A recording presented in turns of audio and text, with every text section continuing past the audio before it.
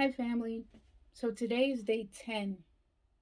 10 days. I have been hyper nourishing and doing a rapid recovery program.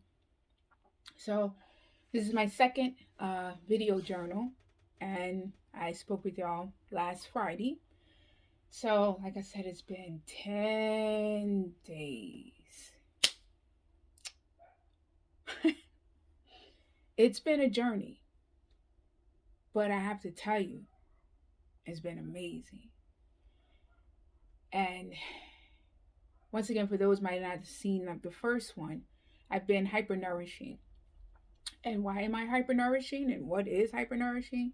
Well, I've been hyper nourishing because I have lupus and fibromyalgia, and I have learned through a doctor called Dr. Brooke Goldner, who healed from lupus, that hyper nourishing can heal us. You know, and I've never liked medicine, never ever. Always kicked and screamed when a doctor acted like they wanted to give me medicine, or when my family acted like they wanted to think I needed to take it. So when I found out one a couple years ago, when I found out, really learned and got myself educated around becoming a vegan, I became a vegan, and it got rid of so many things from my high blood pressure to being pre-diabetic. I was only like a point or so from being diabetic, so I was diabetic, and cholesterol, and I also lost 100 pounds because I would rather heal myself through food than to take the crap that they make in a lab because you know side effect after side effect after side effect. So I talked about that in the first one. So, I was always against it. But, if I can heal myself through food, what a great thing, right? It's natural, can't kill us, can't hurt us. Well, the right foods. Let me make that clear. The right foods can't kill us, can't hurt us. We know that junk food is killing us every day. That's why I decided to, continue this journey and hypernourish. So, what is hypernourishing? Hypernourishing is basically raw foods, but more specifically, raw cruciferous foods. Things like spinach and kale and bok choy and broccoli and cabbage and cauliflower. And, some people hypernourish and they just eat it, right? You can't put no kind of sauces and things like that. But I choose to do the rapid recovery. I choose to put everything of mine in a blender. I have a Vitamix and I drink it. So I drink every day. Well, it started this week on 2 pounds. So I drink every day 2 pounds of kale. And just for those of you who saying where you're getting your protein from, 2 pounds of kale has 30 grams of protein. A cup of flaxseed has 36 grams of protein. I have about 6 bananas or so put into my two different drinks. That's 7 point so protein. So I get like 68 grams of protein a day. And if those of you who are so consumed with protein, um, if you look it up, they say the average woman only needs 48 grams of protein. So I get way more than what you think I should have. So by eating vegetables, I don't need meat to get protein. Where do you think the animals get their protein from, people? They get it from plants. So I'm removing the middleman and going right to the plants. But in order to do this rapid recovery, um, that's all I'm eating is tons of raw plants. Like I said, 2 pounds of kale every day, but I put it in my Vitamix. And it's like I said, it's been it's been hard but amazing at the same time. And I'm grateful for support. My one cousin, Tina, hey Tina, we text each other every day because she's doing something similar to it, and eating her vegetables and making her green drinks, and she's connecting, and we're connecting to each other, supporting each other. And like I said, we're on day 10, right? My cousin Pam called me. I got some texts from other folks, so I appreciate the support.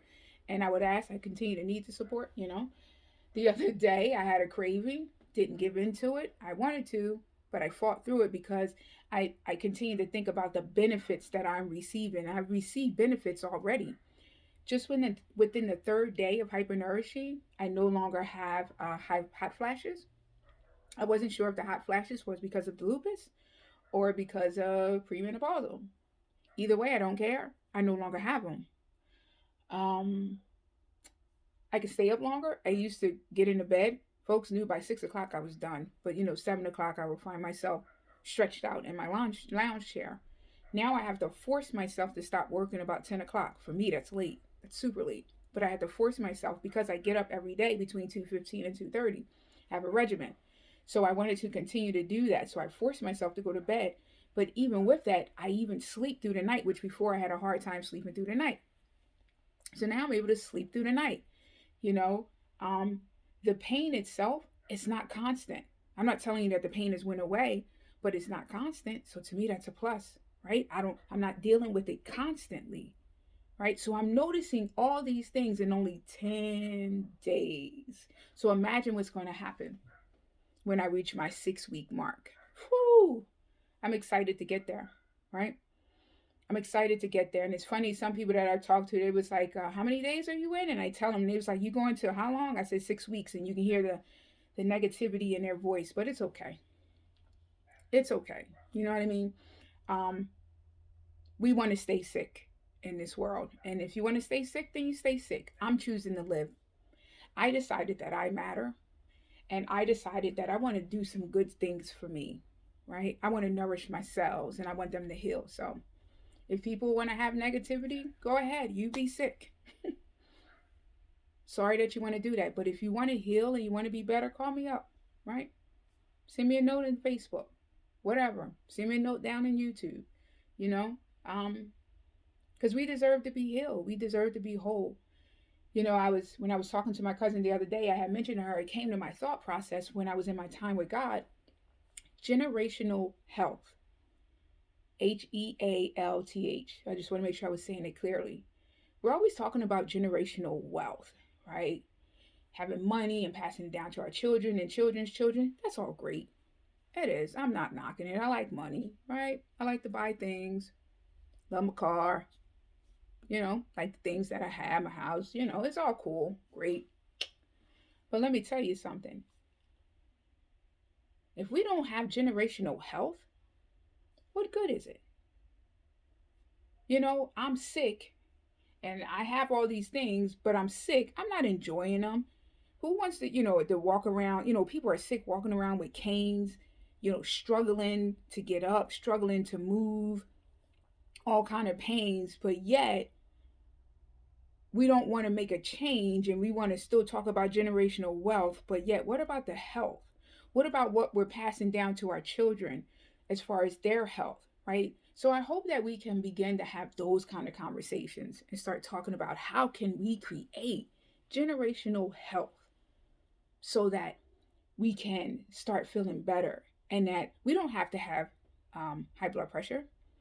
And I know these doctors say it's genetic and it's in your genes. I think we use that as an excuse because it's in my genes, but I don't have it because I chose to break the cycle of how we eat. So if we all eat the same, yeah, we're gonna all have the same diseases. That ain't too hard to understand. But if someone decides to break it, it's gonna look different. Mine's is looking different. I already see my daughter, working to make it look different, therefore passing it down to my grandson so it can look different. So she won't have the sicknesses and he won't have the sicknesses and so forth. Generational health, so much more important than generational wealth. It just is. Because when we're healthy, we can enjoy all the things that we love. We're human, we love things. But how can you enjoy them if you're sick? Right? So think about that. Let's start talking about that. Let's start having that conversation, right? Doing seminars on that. I see all these seminars on generational wealth. How about seminars on generational wealth? I think I'll create one. How about that? Good thing. So, once again, it's my 10th day. I'm feeling good, doing good. Got my drink over there. Matter of fact, I was about to show y'all. Now, show you next time. But I got my drink over there. I'm not going to tell you that it's all tasty and great, but guess what? It's like medicine. Does medicine really taste good? When you taste that cough syrup and all that stuff, does it really taste good?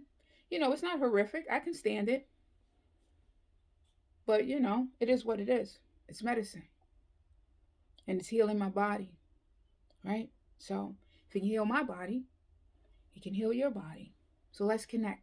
Love y'all. See you next week, maybe. We'll see. Bye.